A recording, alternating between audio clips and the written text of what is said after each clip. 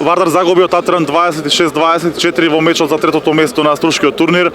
Кажи ми што беше пресудно за поразот на овој надпревар?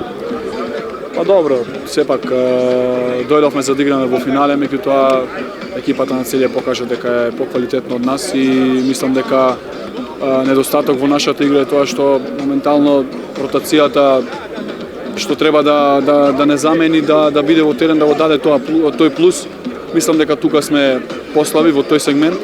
Со екипата на Татран што игравме за трето место, гледавме да ги зачуваме силите за тоа што не очекува вторник. Видовте дека повеќе имавме ротација, игра тие што не играа на првите 2-3 утакмици повеќе, така да мислам дека ако игравме во полусостав може ќе беше и поинаков резултатот, но што е тука треба да ги анализираме сите утакмици наши, да видиме што треба да се подобри за тоа што не очекува во вторник, а вторник пред домашна публика се надевам дека можеме да направиме добра работа.